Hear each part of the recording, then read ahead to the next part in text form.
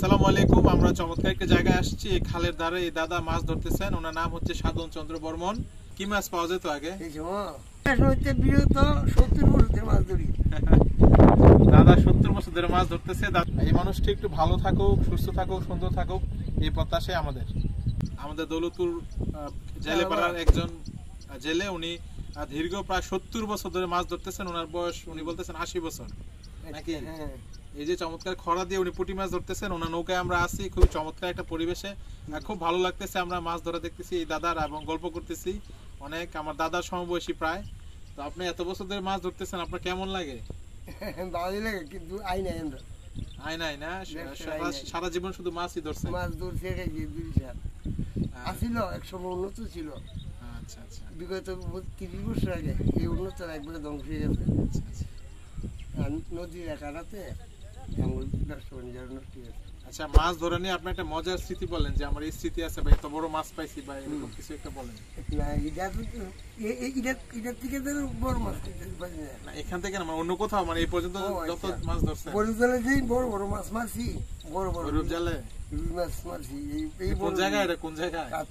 এই গাঙ্গুই বুঝান, এই গাঙ্গুর সামনে। আবার ওই আগিসরের বাড়ি বড় বড় মাছ ধরছেন। কি মাছ পাওয়া যেত আগে?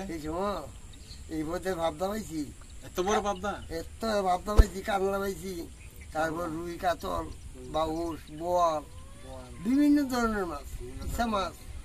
ইসা মাছ দিচ্ছি আমার বয়সে একটি আলি, বড় বড় চিংড়ি মাছ 1 টাকা, 3টা 2টা 3টা 4টা কেজি একটি আলি।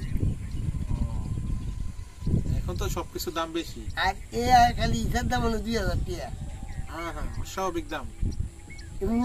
যাই হোক, বাংলাদেশে আপনার তো ব্রিটিশ আমল দেখছেন, মনে হবে ব্রিটিশ আমল হয়তো আপনার জন্ম, কিন্তু পাকিস্তান আমল দেখছেন স্বাধীন হয়েছে। আচ্ছা, তো এই বাংলাদেশে বসবাস করেন, আপনার কাছে কেমন লাগে বা আমাদের দেশটা? বাংলাদেশ, আমি ভারত স্বাধীনের সময় আমি স্বার্থে চিন্তা করছি যে মরছি কেমন।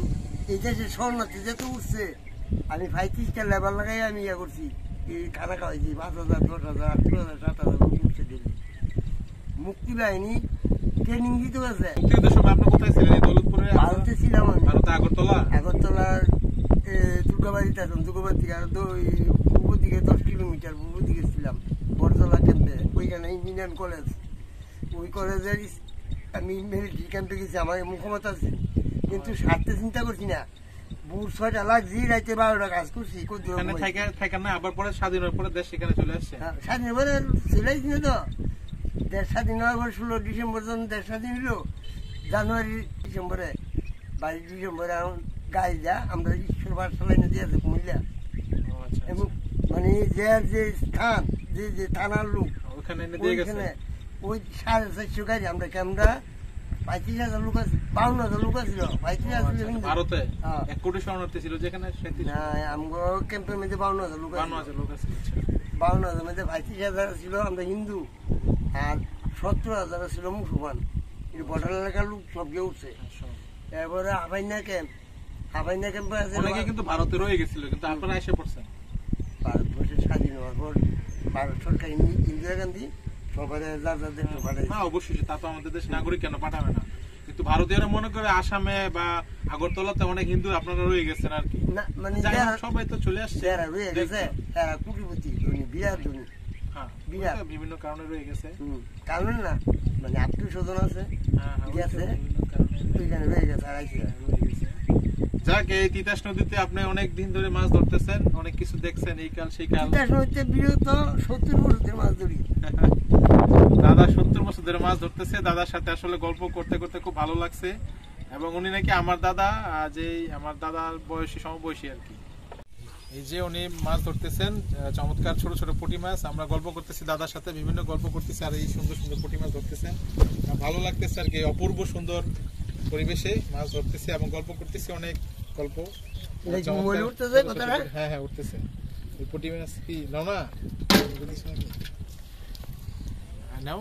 আমরা একটু খরা জালের সিস্টেমটা আপনাদেরকে দেখাই, কিভাবে উনি ধরে। এই যে উনি এইমাত্র একটা জাল তুললো, খরাটা, তারপর এটা আবার বিছিয়ে দেবে, ছেড়ে দেবে, এটা উপরে চলে যাবে। মাছ, ট্যাংরা, একটা ট্যাংরা মাছ জালে আটকে আছে। এই যে এই বাসে ধরে উনি এটা আবার ধর না, ভিডিও হইতেছে না, এটা উপরে চলে যাবে, তারপর ওখানে আটকা দিবে। আটকায় দিলে এটা নিচে থাকবে অনেকক্ষণ, আবার 5 মিনিট পরে আবার এটা ছেড়ে উনি আবার ধরবে, এটাতে আস্তে আস্তে জালটা টেনে নিচে ধরবে। এভাবে আসলে খরা জাল ধরা হয় আর কি আমাদের এই কুমিল্লা অঞ্চলে, কুমিল্লা, ব্রাহ্মণবাড়িয়া, ফেনী এই অঞ্চলে সব জায়গায়। হ্যাঁ, এটা তো ব্রাহ্মণবাড়িয়া আসছি আমরা। আমাদের এই 80 বছর বয়সের এই সাধন বর্মনের প্রায় দীর্ঘ 70টি বছর যাবত উনি মাছ ধরে জীবিকা নির্বাহ করতেছেন। এই মানুষটি একটু ভালো থাকুক, সুস্থ থাকুক, সুন্দর থাকুক, এই প্রত্যাশাই আমাদের। ঠিক আছে, ভালো থাকুন। আসলে অনেক ভালো লাগছে আপনার এখানে এসে, আপনার অনেক ধন্যবাদ আমাদের এই নৌকায় ওঠানোর জন্য আর কি।